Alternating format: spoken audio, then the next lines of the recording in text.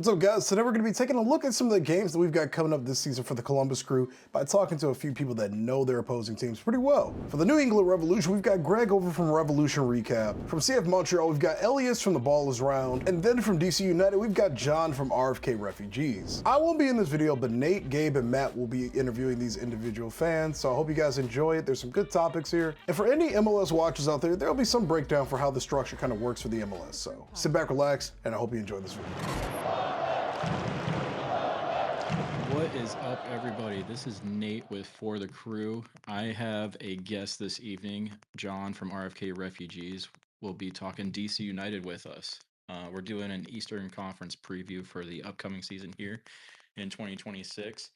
So we're going to be doing some Q&A about DC and setting the tone for expectations and kind of getting the pulse of what the nation's Capitals fan base looks like in the coming season. So how are you doing tonight, John?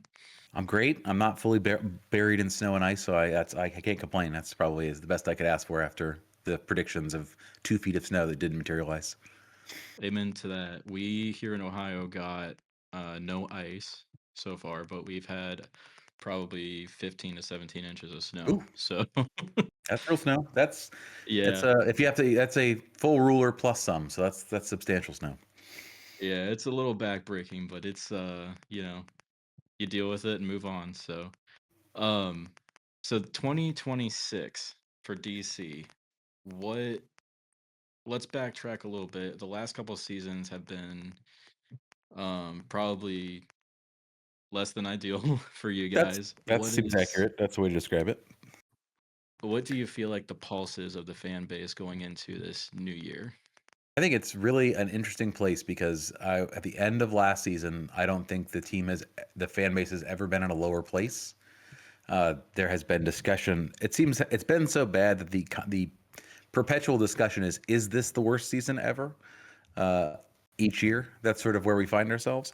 And then they say, well, the other time we set a record for the fewest points in MLS history, so that had to be worse. And then like, yeah, but then we also won the U.S. Open Cup that year, so there's some pros and some cons. I would say pretty devastated after last year. Fired the coach, fired the GM, hired a coach, hired a GM with an asterisk next to that one. And then the team this offseason set about trying to replace almost the entire roster. So there's some weird sort of, I think, required by all sports fans in off seasons, some optimism, right? There's a new season. Anything is possible. We all start at the same point. Anything can happen. But I think most fans who have been around longer than a season or two are much more skeptical about how things are going to turn out this year. You have 2 wooden spoons in 3 years. It's enough to make you pretty cynical, I think, about the chances of this team and the aspirations of its ownership. Sure, especially with a team like DC United where you came out of the gates and you were the premier club in MLS for the first roughly 10 years or so.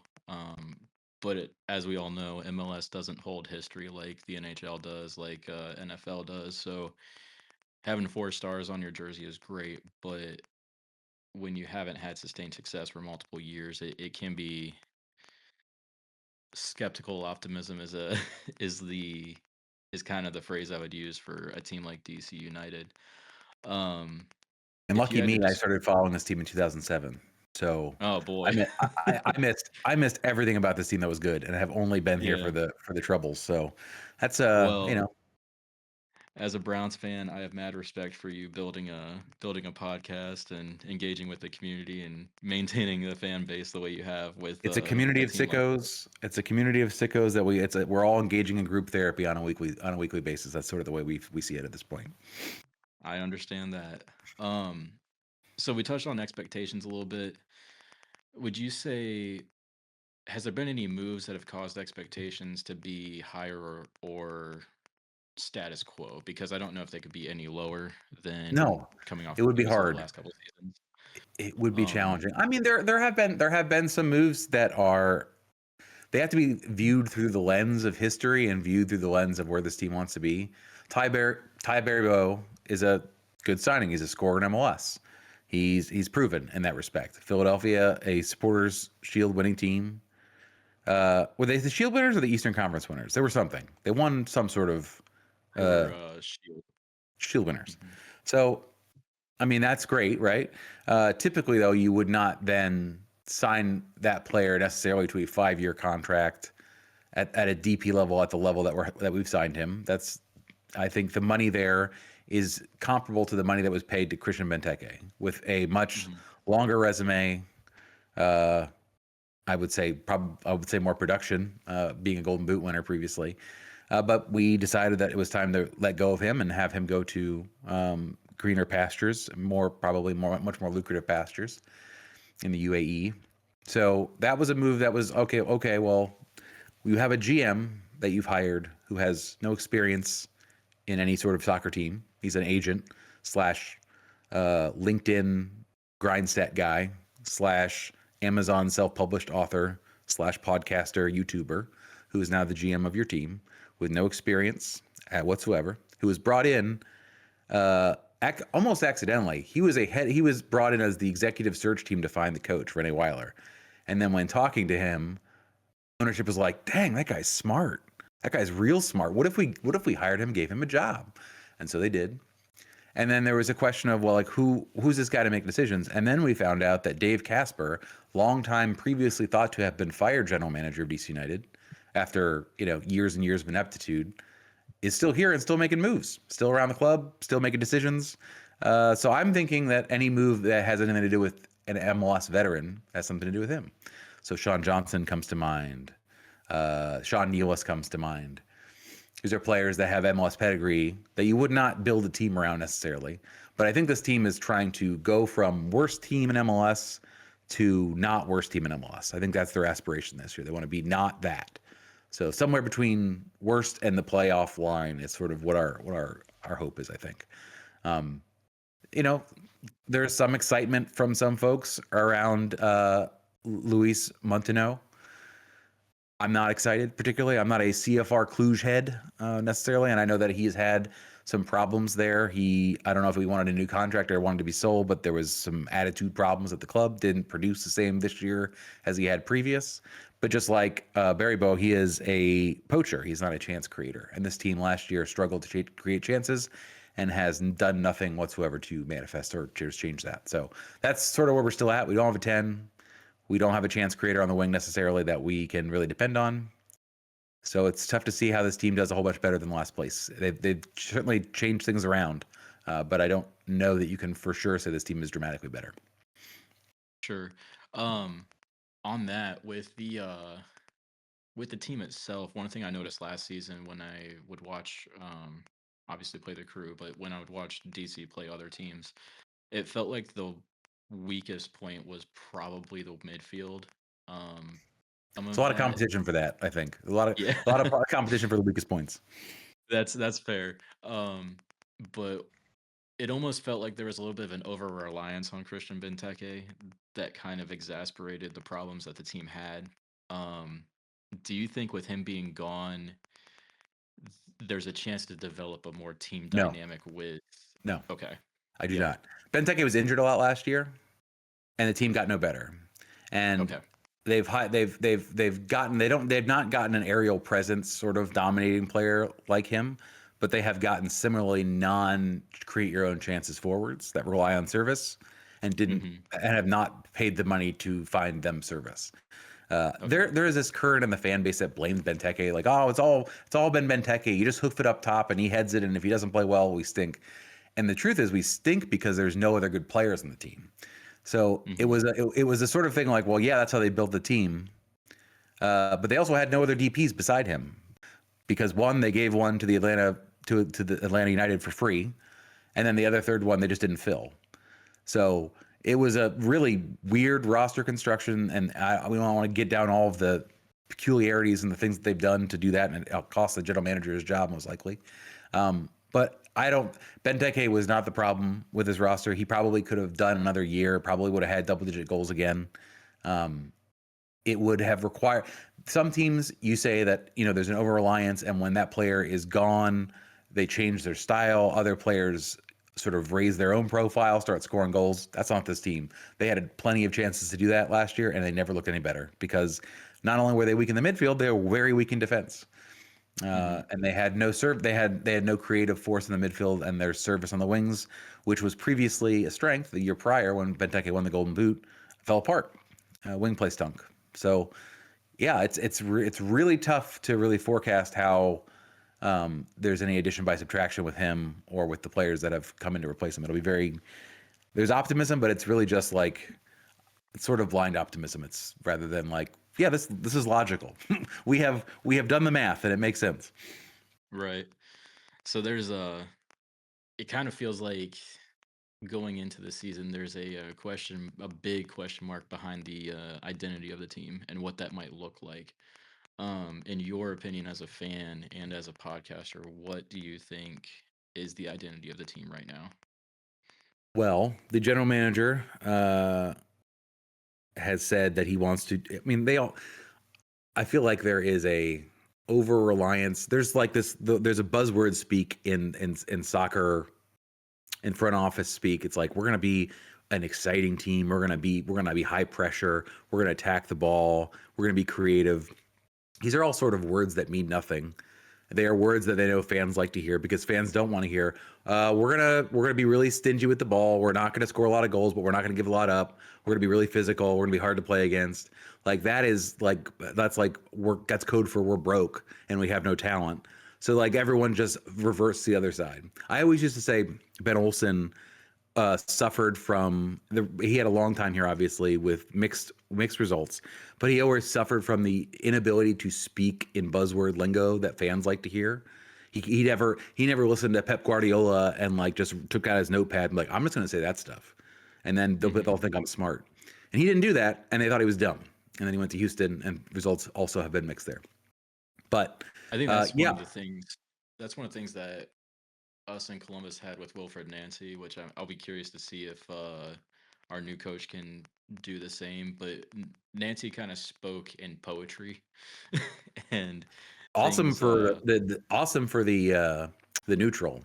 I mean, that's why everybody Yeah, loved him, right? Because of that. yeah, and like the hardcore fans, it was like, man, this guy is like really in tune with not just the team but himself, and it really kind of it put things beyond a shadow of a doubt in most cases.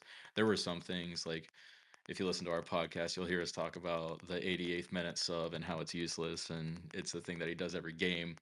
But it kind of puts a lot of the questioning to the side when you hear him in an interview and he's speaking in this poetic way and he knows the knowledge of the game and he applies it to this poetic wording. And I hope that one thing with Ben Olsen is, yes, he didn't sound like he was very like on the field smart, and it didn't translate to success, and it just kind of like cascading from there. So But he's also, um if you know him, like if you follow him, like he's an artist. He's like yeah. very well spoken about the things that he cares about in life. He just doesn't BS about soccer, and as a result, Hmm. I think that has hurt him. But yeah, he he very much strikes me as like a Nikola Jokic kind of guy, where they asked him after the NBA championship what he was going to do, and he's like, go take care of my horses. I want to go back to my coaching horses. soccer Coaching soccer was his job, and he treated it as his job. There was no qualms about that. Also a Um, grind though. I mean, this man has been. It's hard to be a fan of this team. It would be much harder to have your entire life revolve around this franchise from the year 1998 until the year 20 well, 14 or 15 or whatever it was. First mhm, as a player, he had like 3 months off after he retired before he was an assistant coach. He had 6 months of assistant coach before he was the head coach with no experience. He just got dragooned into it, learned on the job. mhm. So I could go on for. I bet I love Ben Olsen as a player, as a manager of him as a guy. But it is. I always feel bad for him because at the end he was just so beaten down by having had to talk about DC United for so long. I Yeah. was like, this is me in the future. If I keep doing this, I'm going to sound like Ben Olsen in the last year in his press conferences. I'm going to start snapping at people. It's going to be bad. So I should Well, put a natural end on this podcast before I change my personality for the worse.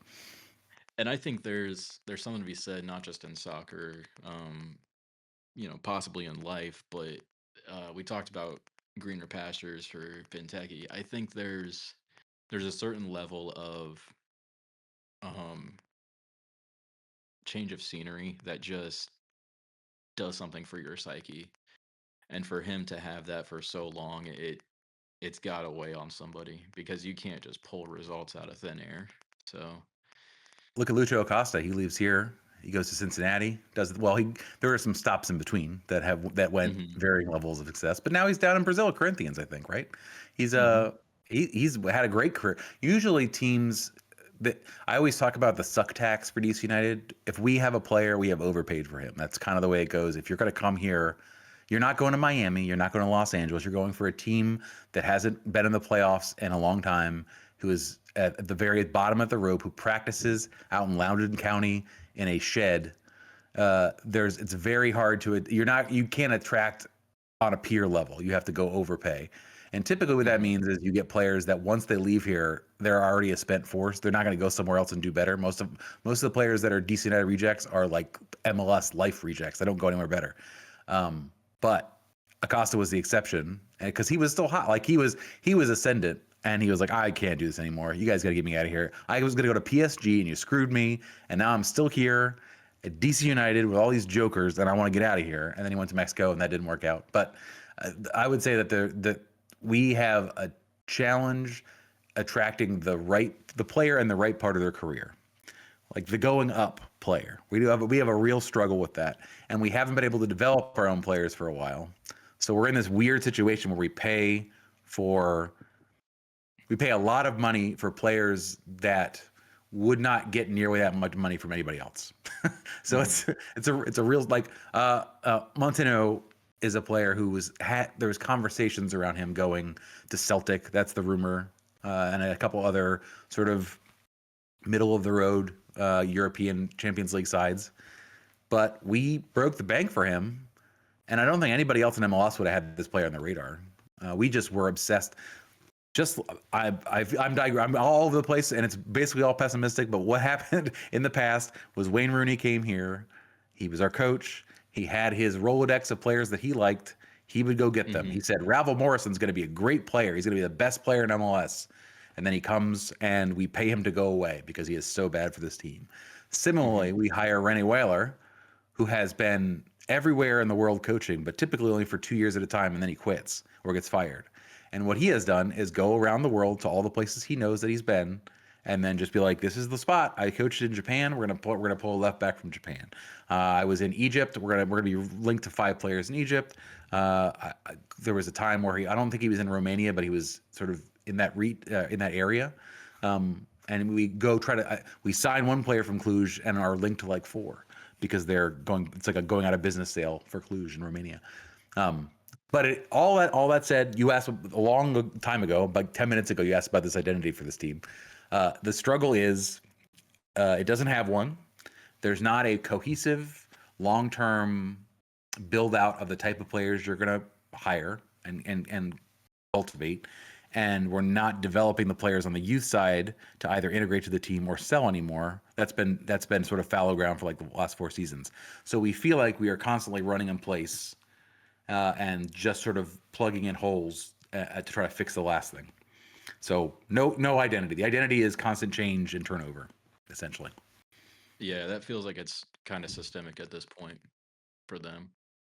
We wanted Um, them forever to be like the Union, be a youth yeah, development side, be like yeah, Dallas, be like Red Bull, be like anybody, and we can only be like ourselves. We can't be like anybody else, unfortunately. that's gotta be rough when there's like a roadmap in MLS. Like there are teams that have an obvious roadmap to success in various ways, and all you have to do is copy it. And when management or ownership doesn't do that, it's gotta be the most frustrating thing. I feel like by copying that, you can at least assure yourself to not be the worst team, Yeah.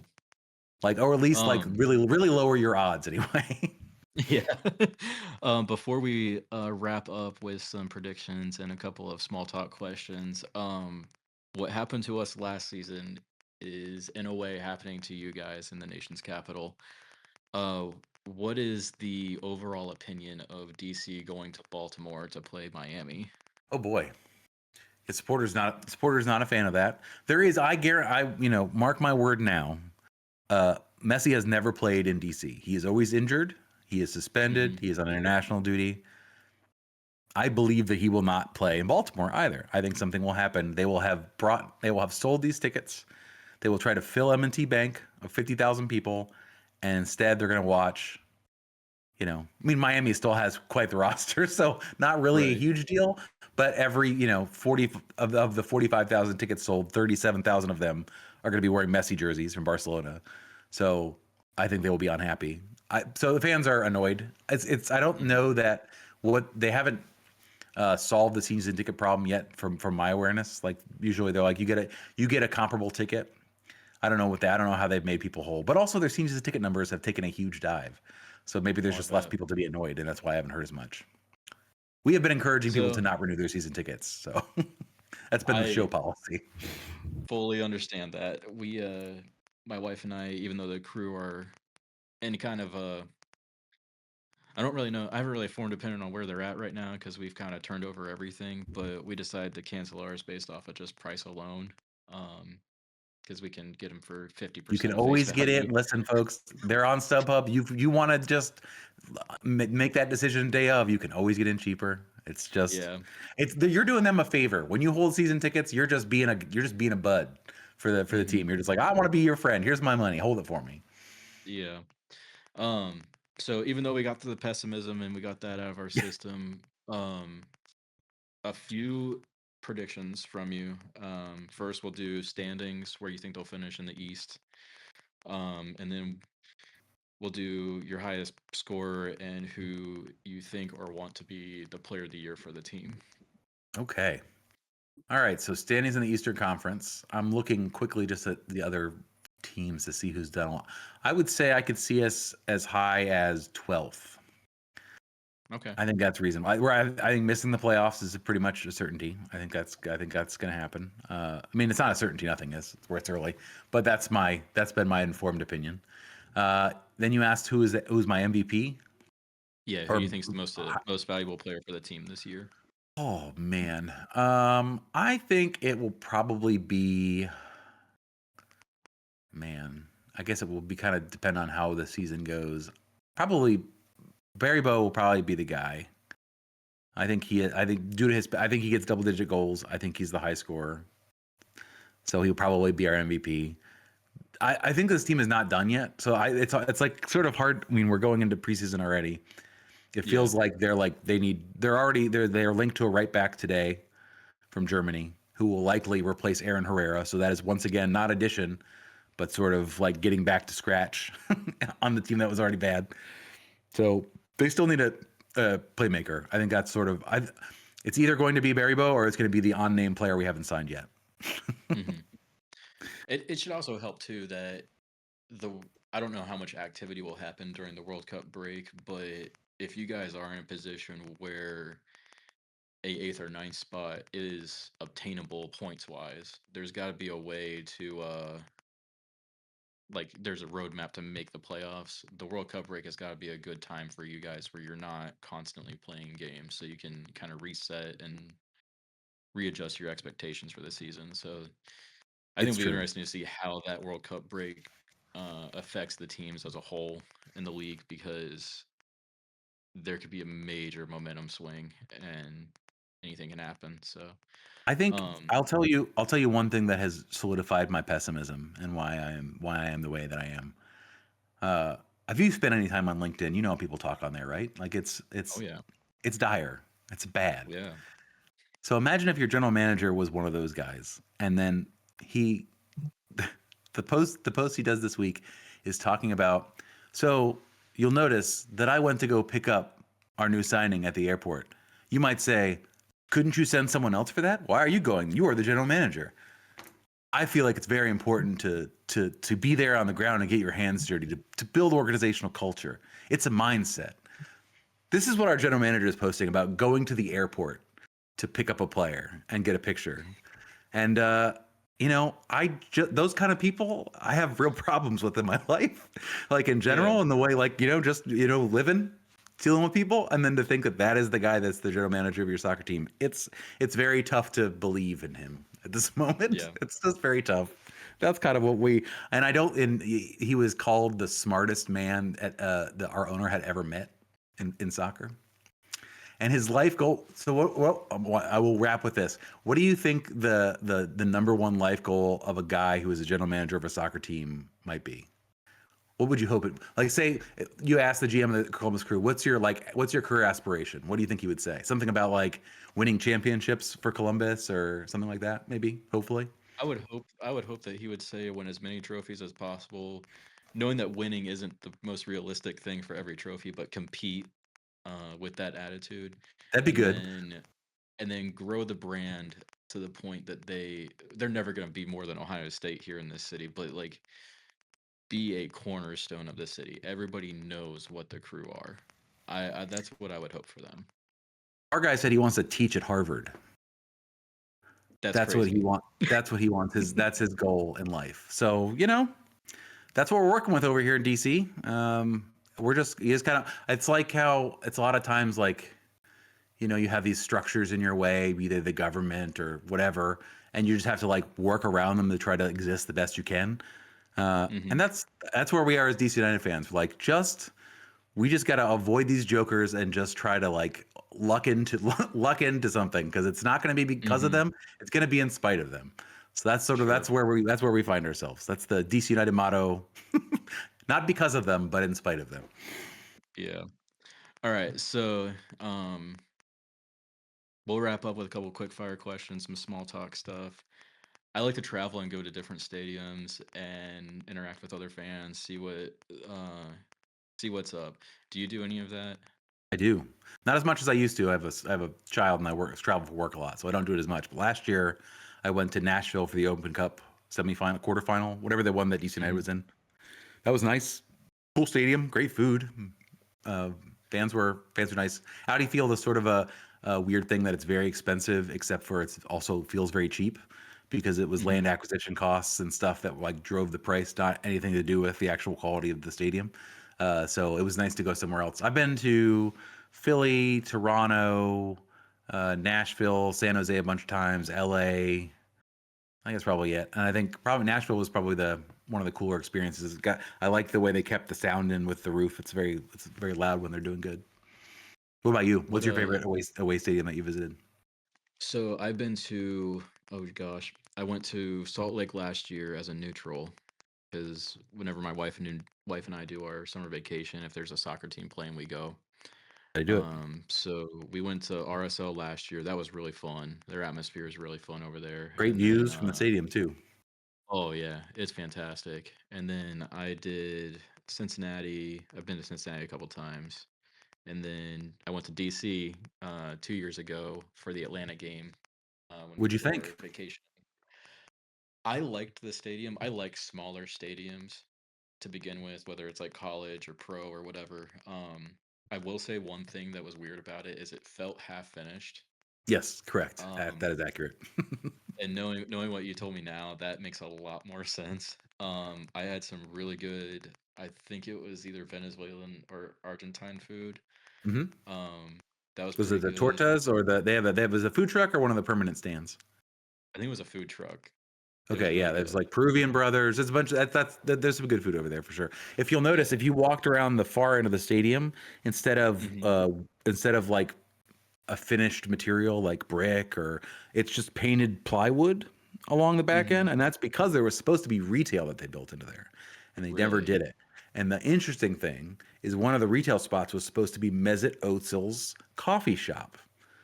He owns a Oh, line of that's coffee awesome. shops, and he was going to open one up. And then, wouldn't you know it, the general manager was the agent of Mesut Ozil, and that's how he first came in contact with DC United a couple years ago. So it all comes Huh. back. I'm sure maybe they connected on LinkedIn previous to that. Okay. It's Yeah. hard to say, but yeah, no, the stadium, that's an accurate vibe.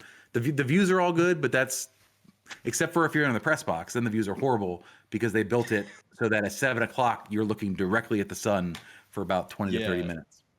that was not well designed. No, One thing I there's did reasons love why they had to do it that way, but it doesn't matter at the end of the it day. didn't it doesn't have to do with Audi Field particularly, but we also went to a Nationals game while we were there. The entire Navy Yard area was fantastic. It was such a nice afternoon to go get food and drinks and then just kind of walk around and then walk to the stadium from Navy Yard. Um, so that entire area was awesome. So I love that part of it. But yeah, this if I had one sentence, it was the stadium felt half finished. So City folks do not like Navy Yard because it's sort of. I'm trying to think of maybe there's an area like this in the Columbus area that's like very manufactured. Like it feels hmm like they were. I mean, there's places like that all over America, right? That's America's calling card. Is like we're gonna right. build a city here, and it's gonna be. We have lots of those in Virginia too, but it's like it's got not a lot of like neighborhood soul because they kind of just they knocked the whole place over and built big brick apartment buildings all around it. And like this Yeah. is the new city. It's nice. I mean, it's certainly as a person coming in for a while, it's nice because it's all concentrated. There's the metro right there. There's a bunch of restaurants. hmm There's bars. There's two stadiums. So like I get it, but the DC denizens are, I would say, pretty agnostic on on Navy Yard. That's fair. My favorite overall has probably been at this point probably been RSL. Yeah, that's Um, fair. I think based on the ones you said, I would probably yeah, pick that. yeah. Cincinnati was weird. Their concourses are just so narrow that it was so uncomfortable to try to get food or drinks or go to the bathroom. Um, That's what they were talking about when Hell is Real. It's the concourses. It's trying to get to the bathroom, I think is what they were it's talking about. miserable. Um, but yeah, that's probably my favorite. So what's your ideal pregame? What do you like to do pregame? Oh man. I I confess, like, right, like I sometimes will cover the team. I don't go in hmm person as much the last couple years because it's been dire. When I Yeah. used to go more frequently, I would go to the Screaming Eagles have a tailgate like a couple blocks over at a conservation center where you get unlimited beer and you can hang out and talk to people there. I'll get to the stadium early sometimes, and there's a place called the Heineken Deck, the rooftop bar that you can go and sort of lean and watch warm ups. I'll go there and see people. We have a listener that has a RFK refugees flag that they put in the corner. I go over and say hi to her typically, and then I want to sit usually at 133 in the corner. It's my favorite hmm spot because you get to look at the supporters. Um, it's not as much problem now because we don't score as many goals. I used to say you want to look at the supporters, you don't want to be in the supporters because then you will be doused in beer when we score goals. And if you got to go somewhere else afterwards, that's not necessarily a great thing. Or drive home, drive home to Yep. Virginia smelling like beer. But we don't score as much anymore, so that's less of a problem these days. But that's a good spot. And then I want to make sure I get a pupusa, which is the only food to eat in Audi Field as far as I'm concerned. And then I put green sauce on it to torture my co-host Ted, who's not here, because it is not the correct way to eat the pupusa, but it's there. So I say if it's there, it's certainly acceptable. I'm not bringing it and putting it in my pocket. They're giving it to me. So that's how I do. That's Now how I do that DC United games. now that is the American way, is do what you want. Yep. That's right. That's right. I know how you guys do it in your country, but what if I put green spicy sauce on this? It's good. Sorry, it's Exactly. good.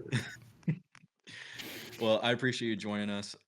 If our listeners like your vibe and like your knowledge, where can they follow you and listen to you? I will, if you are a Crew fan and you want to somehow subject yourself to some punishment, maybe if you want to feel better about, I don't know how the season's going to go for you, but if you want to feel better about your lot in life, come over, check us out, RFK Refugees. We're on Blue, we're everywhere but X. I think you could find us at RFK Refugees.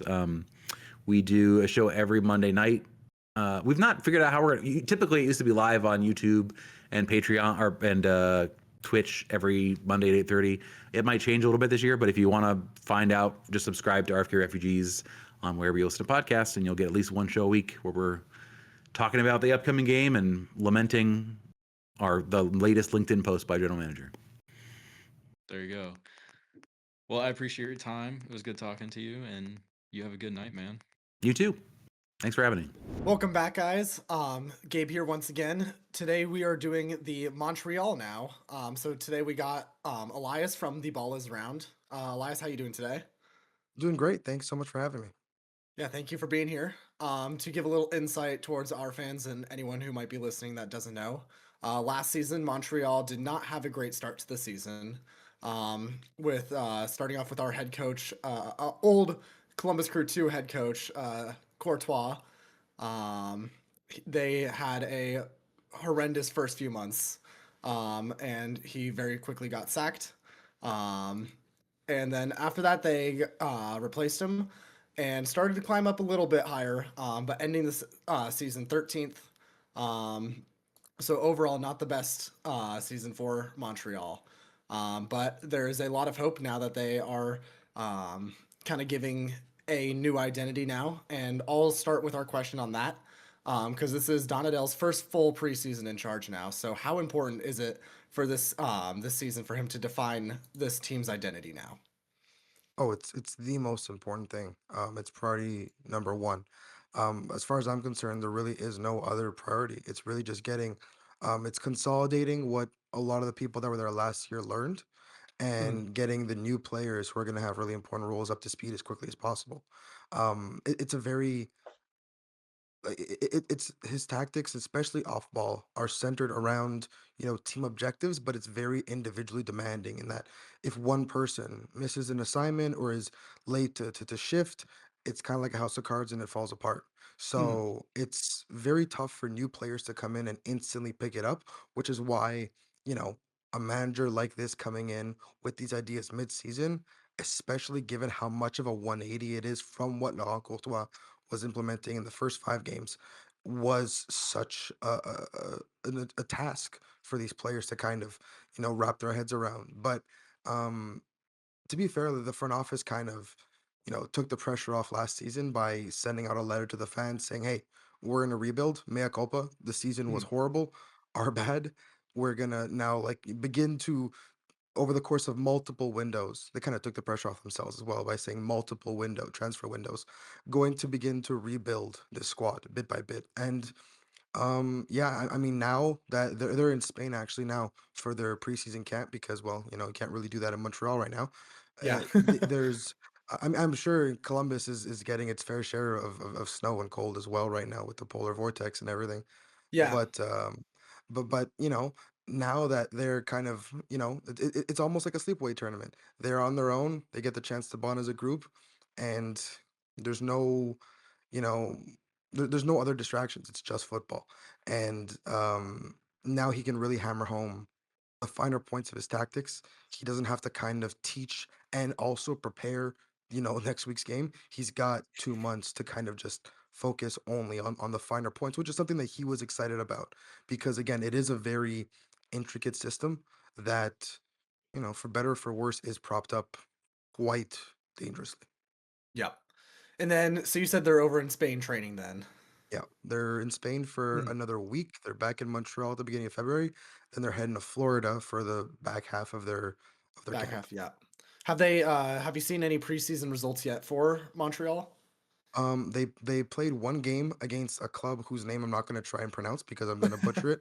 They lost 3-2, but we only saw the highlights. We only saw the goals. We didn't really get a chance to see too much in detail. People that got to see the full game, reporters that got to see the full game, did mention that at least going forward, it looks a lot more comfortable and intentioned, whereas last year it really was just like trying to figure it out as you go along. Yeah. And at least in one preseason game, which again, you take it with a certain amount of salt, um, it did look like there were more patterns emerging, which is one of the things that I hope to see, because as you develop chemistry with one another and as you understand the finer points of a system, I hope to see some regularity and some patterns and some go-to movements. So it looks like that's at least starting to take shape, which is obviously promising. They've got 4 other preseason games. Hopefully, some of them are streamed, or some of them we get the chance to watch again. Being in Montreal and them spending a grand total of 5 training sessions, I believe, in Montreal, we don't get to see a whole lot with regards to 11v11, but you take any tidbit you can and you kind of run with it. Yeah. So then with that, would you say that the current mood right now around the club is more optimistic or looking forward to what's coming? Or would you say that fans are still a little frustrated by the lack of the results? The fans and the mood around the club and the mood around the fan base are two, could not be more opposite. Obviously, the fans. are obviously a little bit dejected, Yeah. and obviously a little bit cynical. The last time they had a playoff run was 2022, and even that was just one playoff win. So obviously it's going to take a lot to make these fans be optimistic about the club.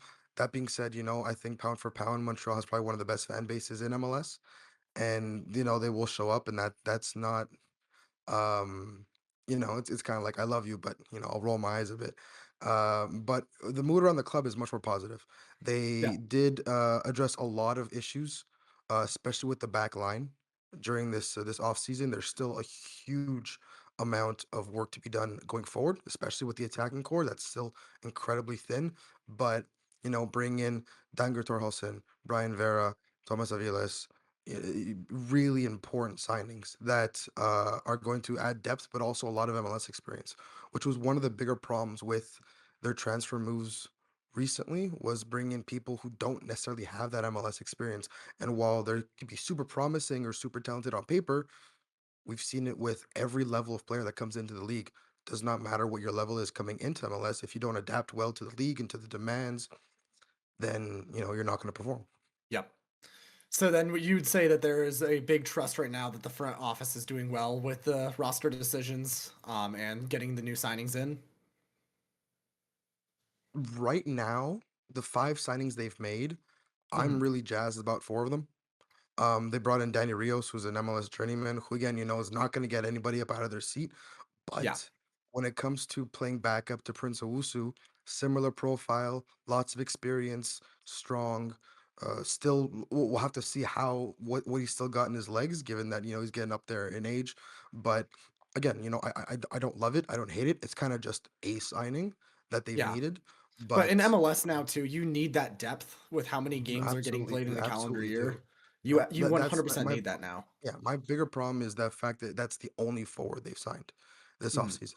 So that's where I'm more concerned about. But again, the 4 other players they brought in, I mentioned the 3 defenders and even Lysenko, who's a Ukrainian midfielder that was scouted by the club's sister club in Bologna, is really the profile that they've needed in that midfield, which is kind of like a conductor, a ball player, someone who can excel at distributing the ball and maybe breaking some lines. So far, you know, I'm happy with who they've brought in. My problem now is if that's all they're bringing in, it's going to be a rough season, or at least a rough first half of the season First, because yeah. the attack is incredibly thin. And the second one guy isn't performing or even gets injured, it's gonna fall apart completely. Yep. And with that, you guys do have a lot of allocation money right now. You guys made a lot of moves in Yeah. the offseason, trading players and draft picks. How are you reacting to that strategy? And do you feel like it is smart MLS roster management? Because you are saying that you are missing some pieces right now, especially up in the attack. Or does it kind of Mhm. raise a little bit of concern that you're just holding on to a bunch of allocation money right now? Yeah. So if anybody knows Montreal, sometimes they do tend to hoard their gam, which does annoy me a little bit. But a lot of the players that were let go were just because they didn't really fit in the project anymore. People like Bryce Duke, Tom Pierce, Matthias Kokoro, obviously Jack Morvey only played a total of 8 games, if I'm not mistaken, because he just had injury after injury, and a lot of it was stuff that's out of his control. A wrong turn in training, or he fell wrong in training, and he sprained a ligament in his elbow. It's stuff like that. It's just really unlucky, but again, your best ability is availability. And if you're not there, you're not there, especially if you're a designated player. So I think that a lot of the players that left was for the betterment of the club. One player that was kind of surprising that left was Dante Sealy, who went to Mhm. Colorado for 2.5 million in GAM.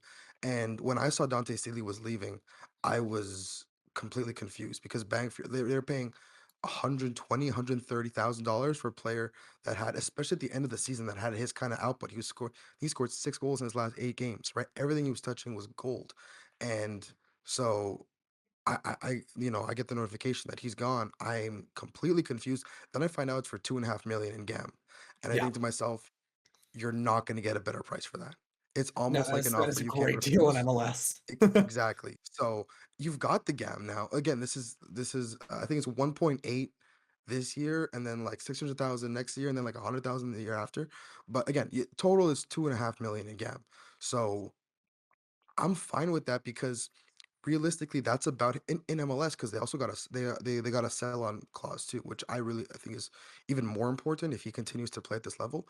But the 2.5 million in GAM now, you've got to reinvest it because that's a huge chunk of your offensive output. He played almost 2/3 of the games last season, so you Yeah. now have to fill that gap, especially for someone who was commanding not just minutes but a whole lot of offensive usage in the final third.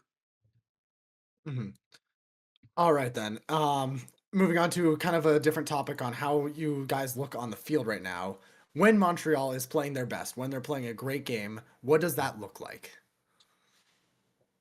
Breaking lines and kind of getting into the final third quickly, and then Mhm. after that, when they're playing their best soccer is something that, we haven't really seen all that often. So it's a little tough to visualize it at times, but it really is all about being dynamic. It's Mhm. about disrupting, opposition when they do lose the ball. It's about winning the ball high up the field and really, making opposition uncomfortable.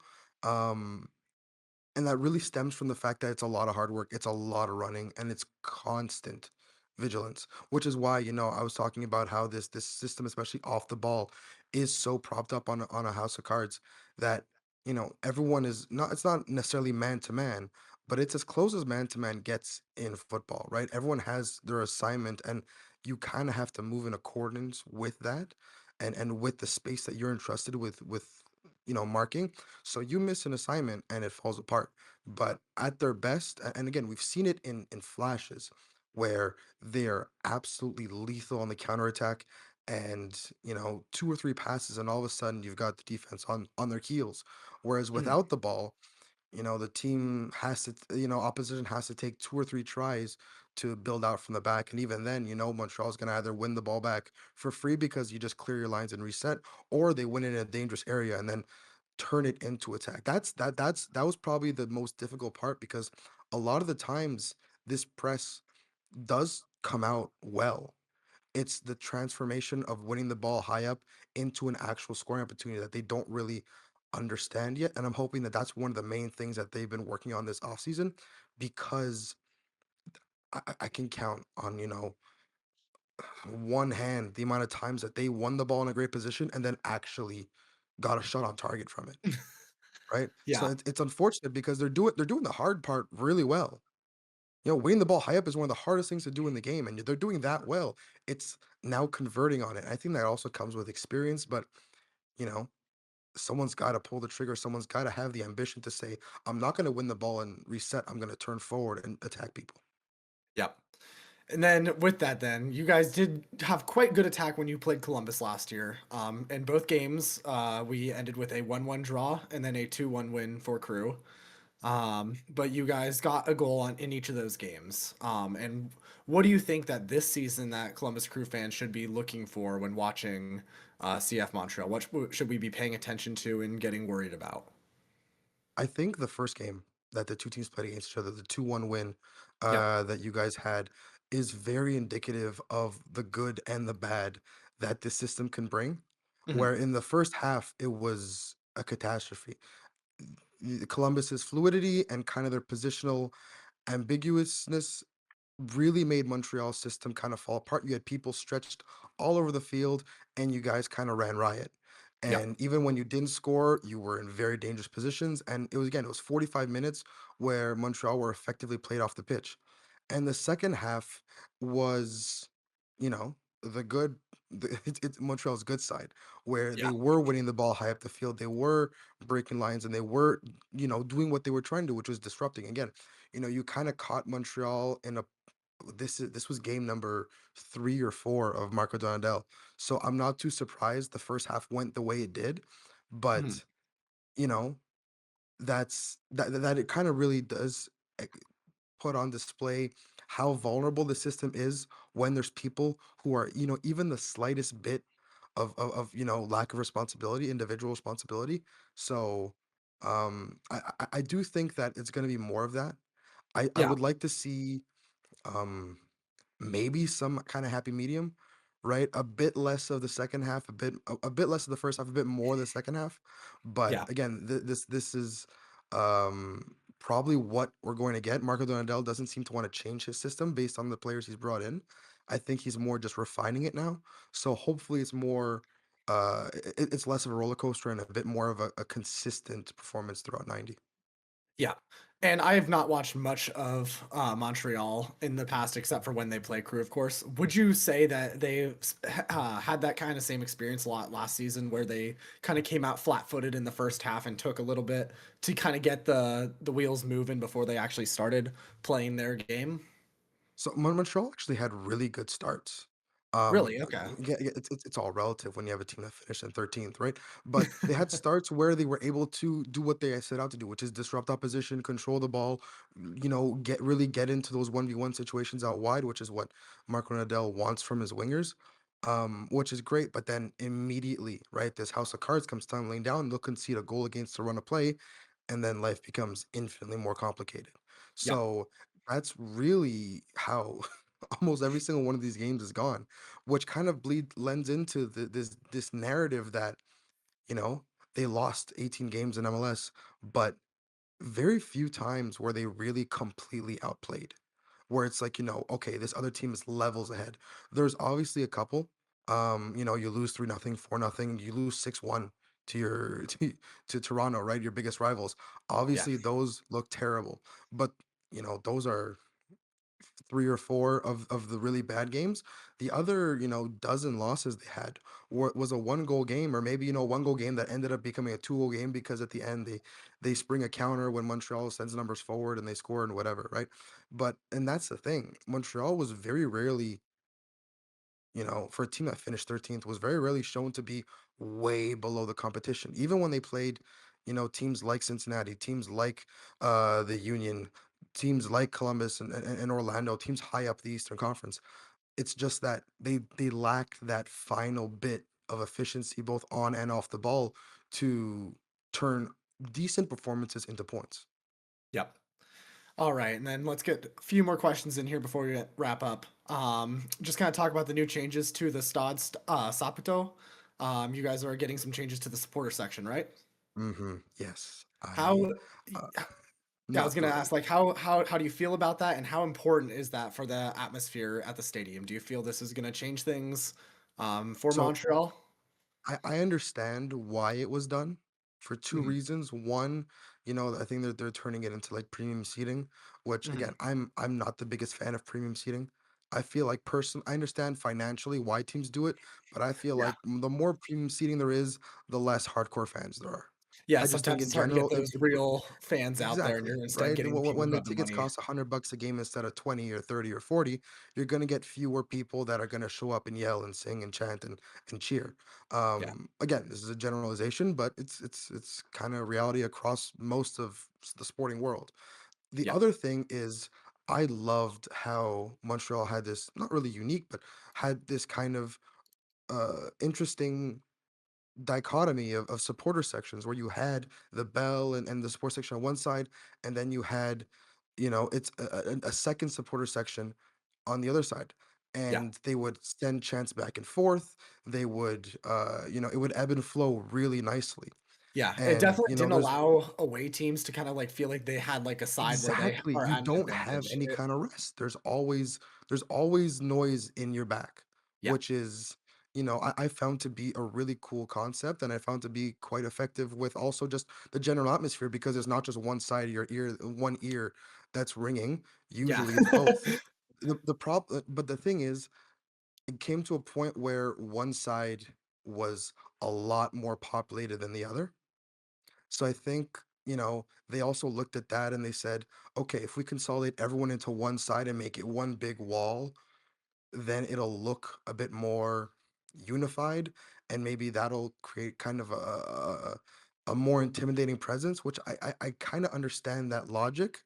But at the same time, there's a very important identity that people associate to their sections, especially like, in supporter and ultra culture. Your section is also part of your name sometimes. It's your home. And so this group has kind of been upended from their home and they're asked now to cohabitate with a different supporters group, right? And there's no animosity between supporters groups. There's nothing, that's not the issue. It's more just like why am I being moved?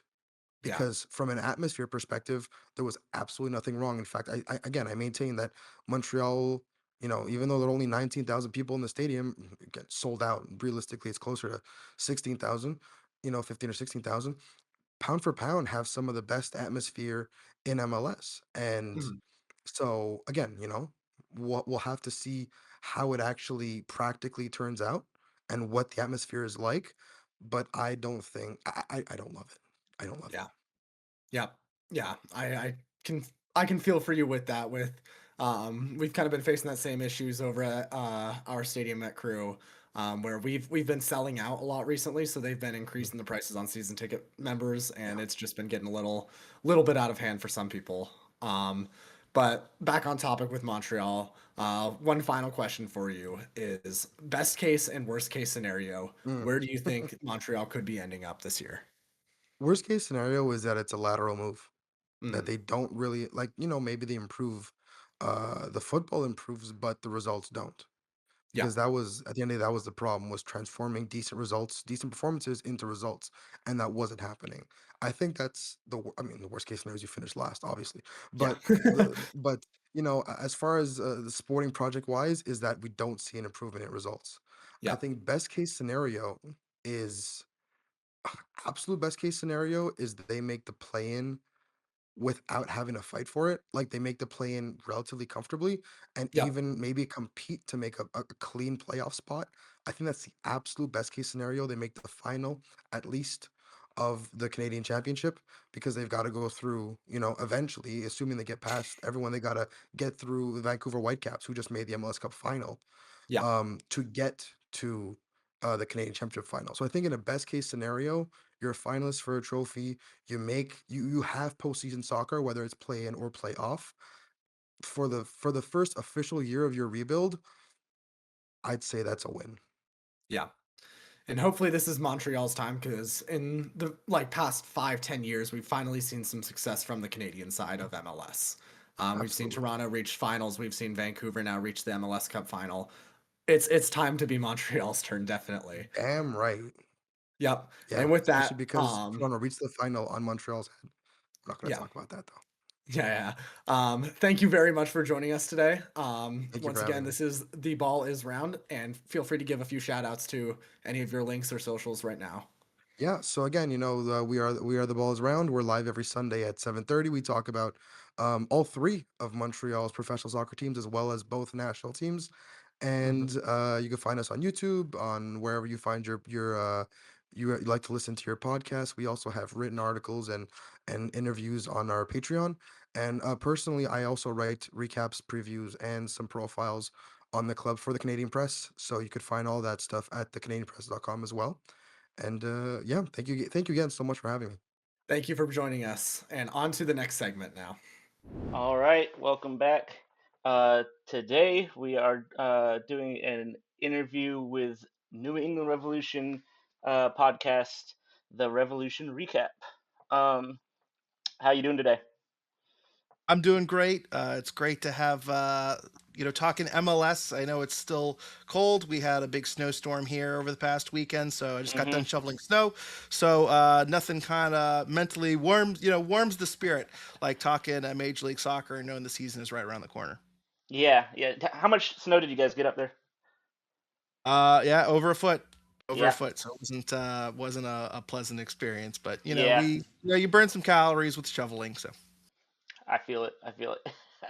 Okay, so Revs, you guys finished what, 13th, something like that oh last year? yeah, sounds about right. We weren't Yeah. close to the playoffs. We were down there. Yeah. Going into this off season, what are you guys feeling a little bit more optimistic with the new coach? Um, how are you guys feeling going in right now? Yeah, it's interesting because the Revolution really haven't turned over a lot of their roster like they did last year. Last year, there was a major roster turnover.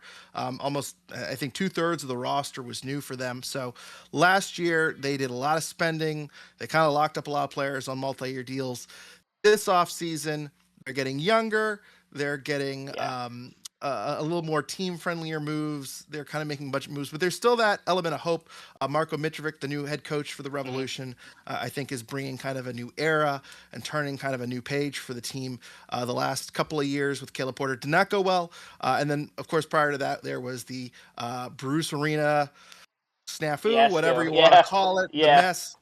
So it's really been a comedy of errors ever since the Revolution won Supporter Shield in 2021, and that's Yeah. half a decade ago now. So it seems like a bit of a new era. The team seems to be kind of rebuilding a little bit, getting Hmm. younger, and not necessarily going out and buying another designated player just yet.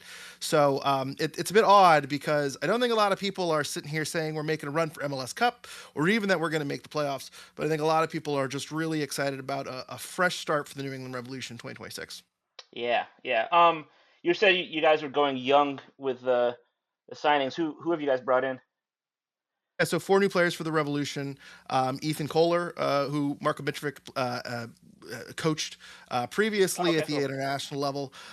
They've also brought in Griffin Yao Hmm. from Belgium, who is our quote unquote big signing. He had a contract that was expiring, and a lot of teams were after him. So the Revolution got him for about 400K, which is a bit of a steal.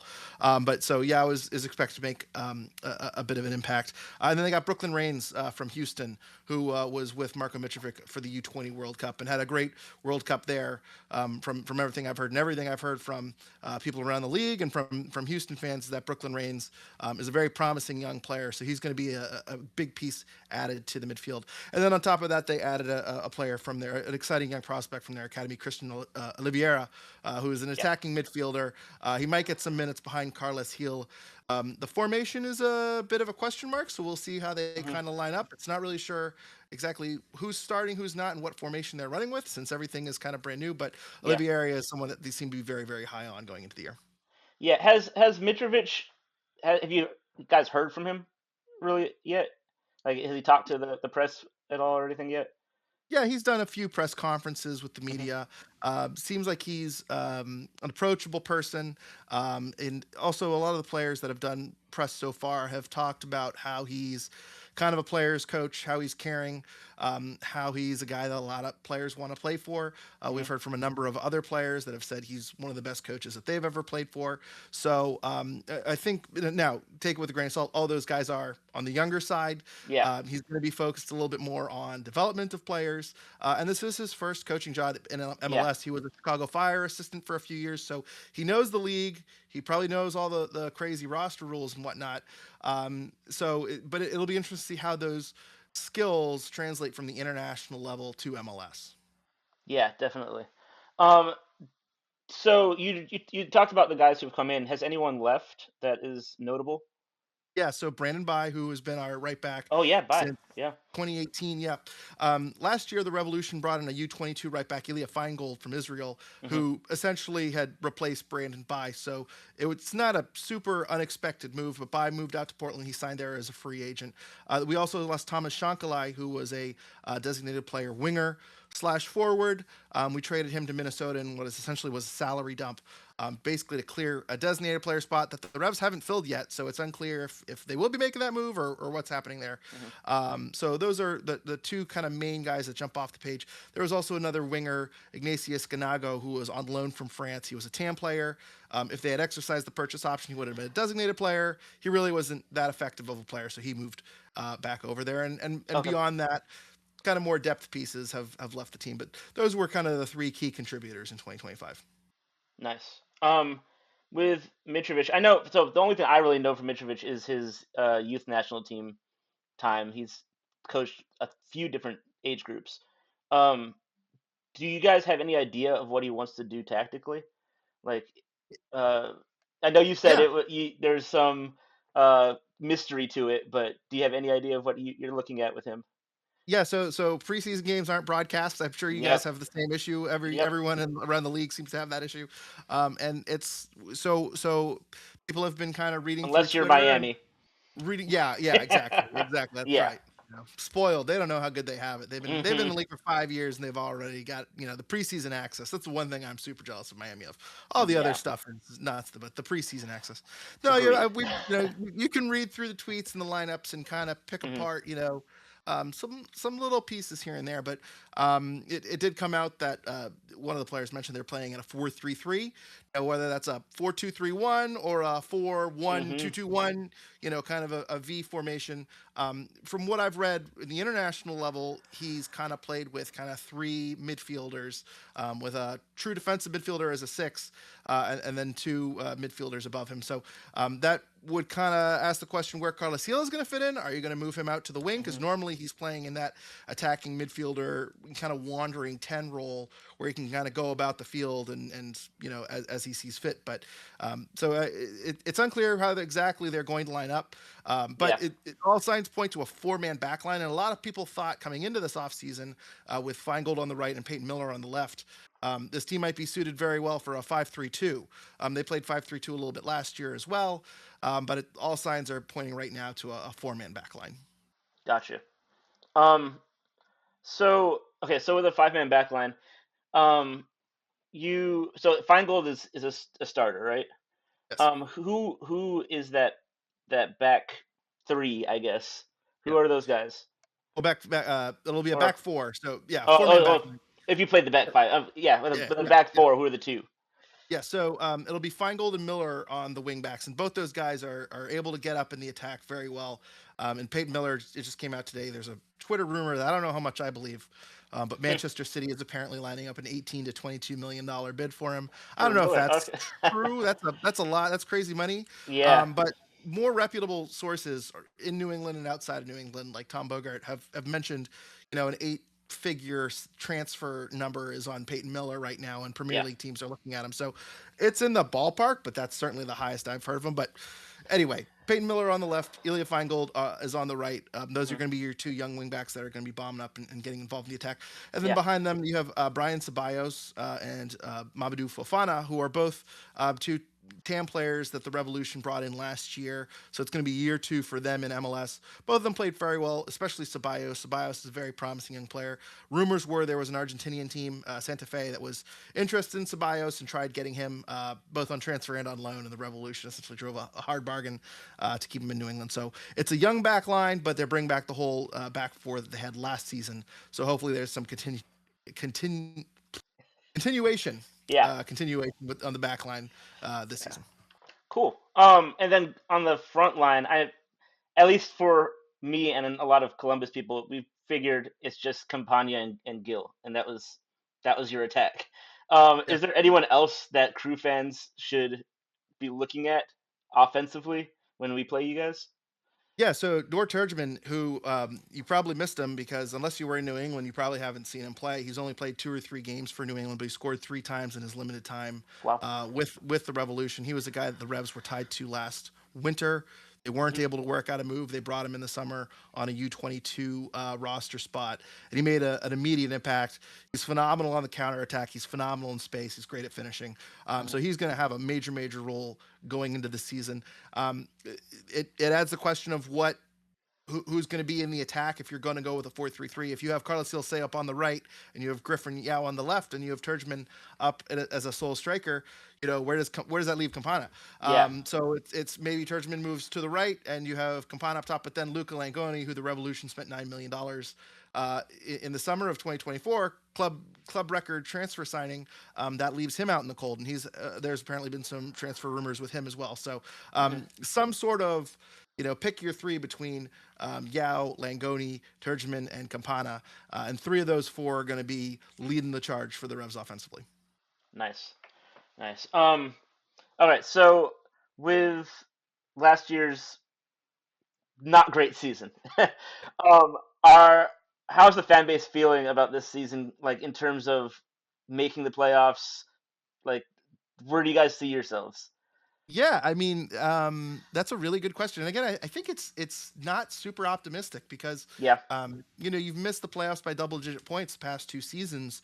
And I think coming into both of these past couple of years, the expectation has been to make the playoffs. Going from 2023 to 2024, when Caleb Porter was brought in, the narrative coming from the team was we're ready to win now. This is a win now roster. We were winning prior to everything that happened last year, and we still made the playoffs. Well, 2024 was an absolute disaster. They decided Mhm. to turn over the entire roster and give Porter and Cardinalfo, the GM, another crack at it. Again, completely fell short. Now there's kind of limited moves. It doesn't look super, this is not, a complete retooling of the team. And they still have a designated player spot as of right now. So it's kind of an incomplete roster. I think this is going to be a team that's going to be making a lot of additions throughout the season. So maybe they can squeak into the playoffs as kind of a bottom tier, mid to bottom tier, 5 to 8 type seed, making it in the playoffs. But ultimately, in the grand scheme of things, the Revolution to make the playoffs, the path here is that there's a lot of talent on this team that just for whatever reason underachieved last year, which some people do believe. But really, you look at the 4 players they've brought in, it doesn't look like they're 15 or 20 points better. And I'm sure, as you know, every team in MLS typically makes big steps every year, and the Revs are taking small steps. So the path to the playoffs seems a little bit hard. But I think a lot of fans are hopeful that a change in coach, a change in leadership, might tap into some Yeah. untapped potential. I was about to say with a change of coach. I mean, there's it's kind of mixed in Columbus, but most of the guys with For the Crew podcast were not fans of Porter, and and so I'm just like, even with you guys losing Porter, maybe that would be enough to actually Yeah, change some stuff around. yeah. Yeah, It's wild how and you'd have to survey all of your listeners, I'd say, but like if yeah, you talk to Portland and Columbus fans, they don't typically have positive viewpoints of Caleb Porter. hmm Or at least it's mixed at the very least, which yeah. is interesting because he won with you guys. And And then we he's an missed the interesting. playoffs the very next season. Yeah, he's missed even before he came to England, he missed the playoffs more than he made it. Yeah. And I the way I kind of put it is, he's won two MLS Cups. There's got to be a good coach in there, but I think his hmm personality really rubs people the wrong way. And there's actually Yep. an article. I'll give a shout out to a guy who covers the team locally here, Caleb Pongratz of Prost International. When Caleb Porter was let go, there was an article that came out about players that did not see eye to eye with Caleb Porter, and there's I some saw really that. crazy quotes in there. Did you see that? Yeah. I mean, it was a really damning piece. That hmm and you had a guy like Maxi Arudi who and Luis Diaz who were brought in who'd formerly played for Porter, and they didn't see eye to eye with him either. So, I think there is kind of a theory of it might not have been the best environment, and now that things are kind of turned around and cleaned up a little bit. Maybe just the environment being better will lead to those results, but I don't know. You guys are certainly familiar though about when a Yeah. Caleb Porter locker room is not, when the ship is sinking, it's really tough to get it back afloat. Actually, talking about Porter just made me think of a couple of the players. Is Will Sands still with you guys? Yeah, Yeah. yeah. How has he been doing? With You know, I know crew fans like him. Yeah. I heard a lot of positive things about Will Sands. He's playing fine. Yeah. He is he's a solid piece for the Revolution. hmm Now, if Peyton Miller is sold, I think the predominant feeling is that he probably is not a guy you want starting 30 games a year or 25 games a year. But as a backup player, he's certainly a fine piece. hmm Certainly does a capable job. But I don't think enough fans feel he is. Strong enough to be a full-time starter in MLS. And I believe he's in a contract year as well. So if Peyton Miller is sold, it'll be interesting to see what the team does and if he gets another chance to prove himself. But he's a perfectly capable backup left back. But I don't think he's Yeah. made the step. Because a lot of people To be a from Columbus starter. seem to be thinking that he might have been a starter. And you guys got DeJuan Jones. I mean, the narrative was that he would come in for DeJuan Jones, and there wasn't much of a gap, and he'd be a nice little bridge to Peyton Miller, and basically Peyton Miller just took over right away. So Yeah. And DeJuan Jones isn't even here anymore. DeJuan And Jones isn't even there anymore. yeah, Yeah, the you whole guys, the whole yeah you guys flipped him though for it wasn't too far off from what you got him for. I remember yeah. when you got DeJuan Jones. I remember thinking that seemed like one of the most lopsided trades ever, but Oh, I I mean, think Porter felt really high on Sands. yeah. Well, and the thing with Sands was he hit the ground running when he started for us, and then he had a bad injury, and Yeah, it just kind of that was it. yeah. Yeah, Yeah, I think I don't know how far off the ACL. It was a torn ACL, I think, right? I think that's correct. Yeah. Yeah, I don't know how far away it was from the time we acquired him, but we've seen a number of players in Foxborough that tear their ACLs and come back, and they're just not the same. And I think it probably is like that kind of feeling where I saw some clips of Sands and some highlights, and it doesn't seem like he's that player. So I think his ceiling was brought down a little bit from that Yeah. injury. That's my take. Um, I guess talking about that, uh, the playing on turf. Yeah. Are you? I saw. I think I saw some rumors about you guys getting a new stadium sometime soon. Yep. What's Yeah. the word on that? Yeah, so I'm sure everyone associates the New England Revolution with playing in Gillette Stadium, which is a football stadium. It's where the Patriots play. We play in the Patriots' shadow, and for 20, for all of basically the Revolution's existence, they've been talking about a soccer-specific stadium. There have been a number of sites that have been rumored. The most recent one is Everett, which we have been tied to since 2020, 2021-ish. So this has been ongoing for a long period of time. There's basically an old closed power plant that needs to be demolished. The site needs to be remediated.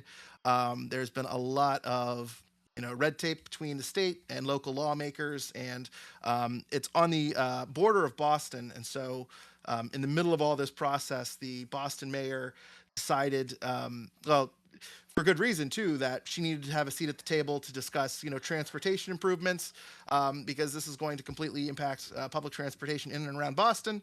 And so then Josh Kraft, who is one of Robert Kraft's sons, decided, probably just due to leverage, decided to run for mayor of Boston. That failed miserably, and clearly it held up the discussions a little bit. But in the end, there was a deadline to come to an agreement by the end of the year, and on December 31st, the city of Boston, the city of Everett, and the Revolution came to an agreement, and the Revolution are going to be pouring a ton of money into this stadium, and it's going to be privately financed. It seems to be everything that the Crafts has promised. It's still a long way away. I think I heard a 4 to 5 year timeline. There's still a lot of tape. There's still a lot of boxes to be checked. And, for some older fans, for some millennial fans that follow the NFL, you might remember 30 plus years ago, the New England Patriots were on their way to Hartford, Connecticut, and then due to some bad soil, that kind of tanked it all. So, Yeah. Robert Kraft has been down this path before. So, it's not done until it's done. But this is the closest the Revolution have ever been to a stadium by far. And really, as long as everything, the boxes are checked, they just really need to go through the red tape, and they can start building. Yeah. I think most of the fans and the players would love grass over there. Yeah. But okay, so I have a couple more questions, and then we're gonna wrap it up. Okay, let's take away Carlos Gill. Don't worry about him. Who, apart from him, do you think will be the MVP for your team this year? Ooh, MVP. That's a really good question. Um, there's a number of places I can go. I will say Dor Turgeman, and I'll favor offense because he's going to get his minutes. He's got to score double digits for the Revolution, and he's a young player that they're very, very clearly high on, and that they'll build around. So I'm gonna select Dor Turgeman. There are a couple of other players too that I think could be in that running. Matt Turner, who came back he's on loan with the Revolution right now. If he returns to goalkeeper of the year form, and he played pretty well in the second half of 2025, I could see him making a claim for it. But he is on loan. His loan ends in the summer, so the Revolution would have to, either extend the loan somehow or exercise a purchase option, which would make him a designated player, which I don't think they'll want to do for a goalkeeper. So, but he's going to be in the running a little bit as well. And then I'll give a very kind of under the radar nod to Brian Ceballos, who's a young center back who made great strides last year, and I think will be really solid in his second year if the Revolution keep him all year. Okay, I'll have to look out for him. Okay, last thing here. For the rest of the league, what is something that you wish that they knew about the New England Revolution fan base? Because especially with playing at that stadium, it's really hard to kind of grasp what the fan base is like. Yeah. So how would you describe the New England Revolution fan base to the rest of the Well, league? you know what I would like to tell people, because this is what happens. And I know we saw Landon Donovan and Tim Howard do a podcast. They said, no one goes to Revolution games. Gillette Stadium's always empty. I just want to say, we were 7th in attendance last year. We're averaging over 23,000 fans a game. our attendance numbers are fine. It just looks empty. Yeah, It just yeah, looks like we're exactly. in a giant stadium. So that's what I want everyone to know. There is a fan base here. I see a lot of slander that we don't have fans. There's a lot of fans out there, and they go through a lot. So I just want to throw that out there right now. But no, it's it's interesting because there are there's a lot of passionate Revolution fans. Mhm. The other thing I'll add about them, and I think this more so has to just do with kind of the environment in general, but you know, uh, Revs fans are very, very tired. It's I been a long, long decade for the Revs, and we had a really nice peak in 2021, and really the last 3 years have ended It's quite been a long miserably. 30 years for you guys. Sorry, go ahead. Well, well, here I'll give you my Caleb Porter story, which is that I don't know if you did you hear what he said about the 2021 team. Mm-mm. You might not have. Okay, so there's a press conference and someone asks him a question about Matt Turner. And Caleb Porter, who I'm sure, as you know, has got to be the worst MLS coach I've ever seen with media. He Yeah, said something you'd have to go look up the exact quote. And he basically was talking about, Matt Turner can really turn the results on its head. You look at what he did with the 2021 team. That 2021 team, it wasn't good soccer, but you had Matt Turner making saves left and right, and then Buchser, Bo would find a goal and they'd win the game. And it just wasn't good soccer. And, that's a dumb comment to make about any team's supporter shield winning team. But yeah, that 2021 team is the only team that has finished above 5th place in the Eastern Conference in a decade. And now yeah, you got a coach coming in saying it's not good soccer. And you have Carlos Gil, who's there, who was on that team. You had a number of players who were still on that team. And you had the GM who was in the front office. So it's kind of been blunder after blunder for the front office and from the organization yep, for a half decade. And even beyond that, going back to MLS Cup in 2014, there was a real downfall after that as well. So there's a lot of really passionate fans, but it really does feel like there are a lot of people that are going from angry to accepting of the phase. And so I think the Revs really need some positives to kind of jolt some energy back in this fan base, because we are a very, very big but very tired fan base right now. yeah. All right. Well, we'll just wrap it up there. Greg, thank you for being on. We really appreciate it. If people wanted to find more about what you guys are doing, where would we be able to find you? Yeah, so we're a podcast. We're available on all podcast platforms, iTunes, Spotify, wherever. So Revolution Recap, you can, as I say, please give us a follow if you are interested in Revolution content. And also, you can follow us on Twitter at Revolution Recap, and on Instagram. We're also on Blue Sky, Threads, all those other ones, Facebook. But really, we're going to be most active on Instagram and Twitter, or X if you call it X, this year. So at Revolution Recap to both of those websites. Awesome. All right. Well, this will be the end of our first episode of these Eastern Conference previews.